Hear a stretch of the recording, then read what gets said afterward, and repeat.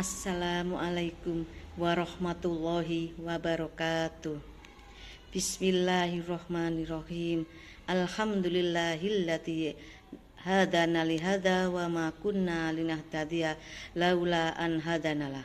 Asyhadu an la ilaha illallah wahdahu la syarikalah wa asyhadu anna Muhammadan abduhu wa rasuluh la nabiyya ba'dah. Pertama-tama, marilah kita panjatkan puja dan puji syukur kehadirat Allah Subhanahu wa Ta'ala atas rahmat, nikmat dan hidayahnya kepada kita semua yang masih dipertemukan kembali dalam bulan suci Ramadan ini dengan penuh keberkahan dan keadaan yang sehat walafiat. Sholawat serta salam tak lupa kami tercurahkan kepada junjungan Nabi kita, Nabi Muhammad Sallallahu Alaihi Wasallam. Semoga kita mendapatkan syafaatnya dari perjalanan beliau yang dari jalan yang gelap menuju jalan yang terang, yaitu Ad-Dinul Islam. Pemirsa yang saya hormati, di sini saya akan menyampaikan kajian kultum pada hari ini, yaitu tentang pentingnya menanamkan adab sebelum ilmu. Mengapa adab itu sangat penting? Adab adalah kunci keberkahan ilmu. Di sini ada beberapa yang bisa saya sampaikan.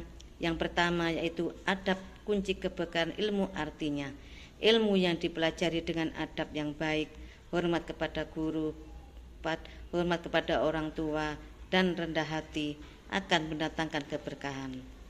Yang kedua, menyempurnakan akhlak.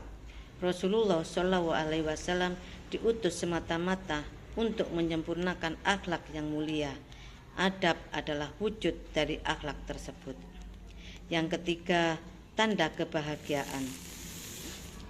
Artinya orang yang beradab akan dicintai Allah dan manusia serta dimuliakan meskipun status sosialnya rendah.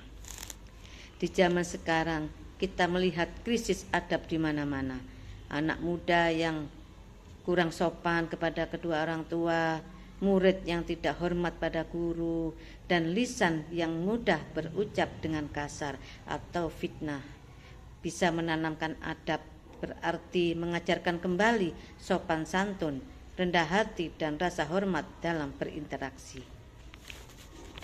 Marilah kita biasakan adab sehari-hari, mulai dari hal yang terkecil, yakni mengucap salam, menghormati yang lebih tua, menyayangi yang lebih muda, dan menjaga lisan dari perkataan-perkataan yang tidak baik.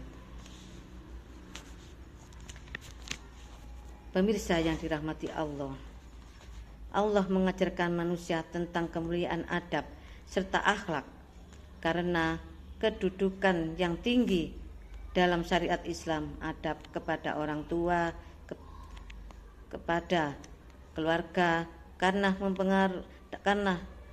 orang tua dari sejak kecil mengasuh kita dari sejak kecil serta memberi tanpa pamrih. Adanya adab dalam sebuah hubungan seseorang sedang mencerminkan kedewasaan dan menciptakan lingkungan produktif, baik di dalam sebuah keluarga, pekerjaan, maupun hidup bermasyarakat, serta menjauhkan diri dari adanya konflik.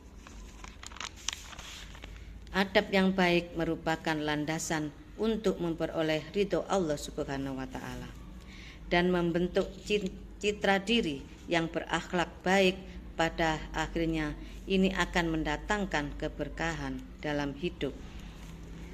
Memastikan di dalam Al-Quran atau hadis yang menjadi dasar pembahasan. Hal tersebut akan membantu dasar keilmuan yang lebih kokoh. Karena adab di mana-mana dalam agama Islam menempati posisi yang tinggi dibandingkan dengan ilmu. Akhlak menjadi perhatian dalam ajaran Islam. Nabi Muhammad SAW diutus demi menyempurnakan adab dan akhlak manusia.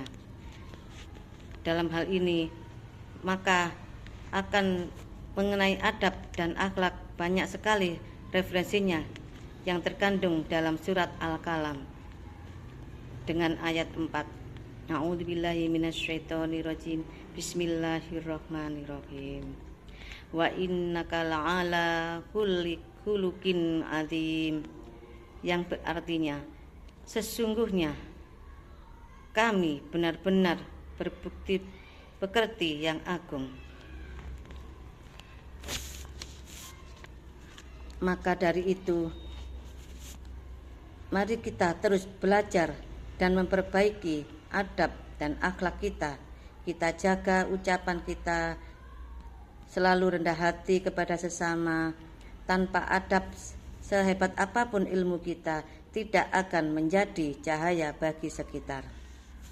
Penerapan ayat-ayat ini membentuk pribadi yang beradab,